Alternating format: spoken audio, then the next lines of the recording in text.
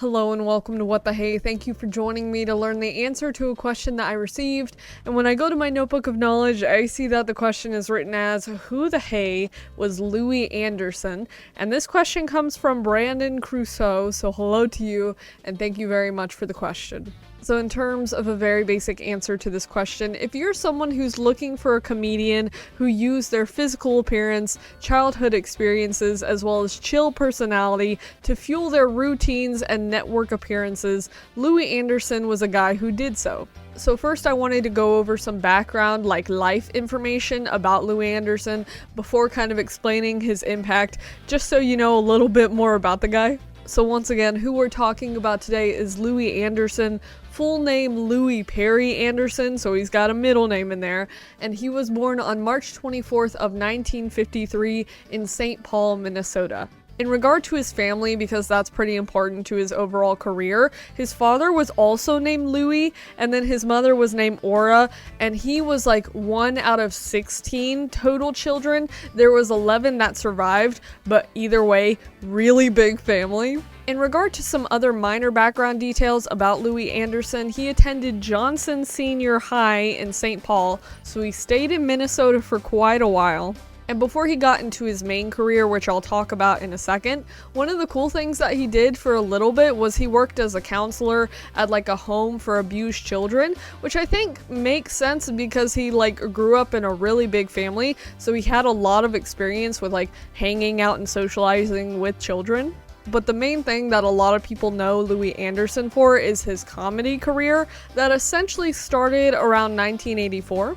And some of his early appearances started on HBO and The Tonight Show, so he didn't do full routines, but he got himself out there, which is pretty much what matters, at least in the beginning. And I'll go on in a second to list kind of some of the stuff he appeared on and participated in both the television and movie industry. But one of the things a lot of people tend to recognize him for is the fact that he helped to host Family Feud from 1999 through 2002. And being a host for that kind of show requires a nice and chill, funny person, so he fit that role pretty well. By participating in a lot of different shows and movies and general media, his general career in the whole industry lasted about 30 years, which is quite a long time. And because of the effort and work that he put into his career, he did actually get quite a few awards.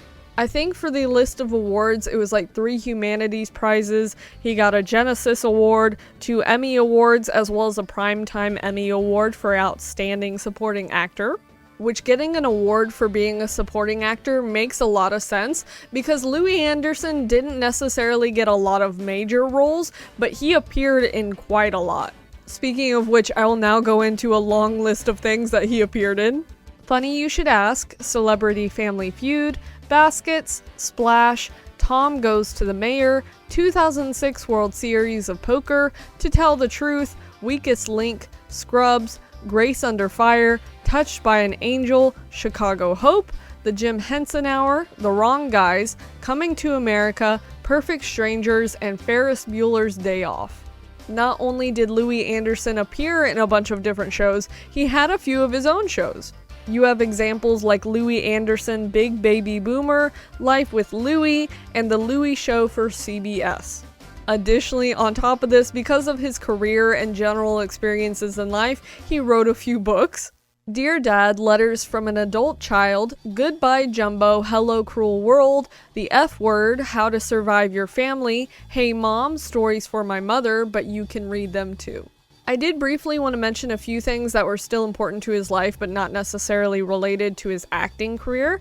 He did have 2 different marriages, one in 1984 and one in 1985, but neither of them lasted that long. Something that's kind of more on the negative side of things but was never necessarily confirmed is the fact that he was blackmailed for sexual proposition charges in 1997. I think when I was reading about it, it was something like he saw some guy at a casino or something and then that guy pressed charges, but there's never really been a certified answer to that whole thing, so it's kind of up in the air, unfortunately. And then of course something else that's very important about Louis Anderson is the fact that he did pass away on January 21st of 2022 because of like early onset cancer complications. I believe he specifically passed away of like B-cell lymphoma, so stuff related to cancer. Now in regard to my general opinions about Louis Anderson, I've never really seen that much of his acting and comedy like routines in general.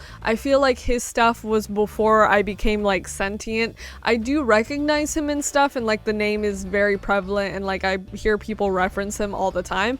I just didn't watch much of his stuff growing up.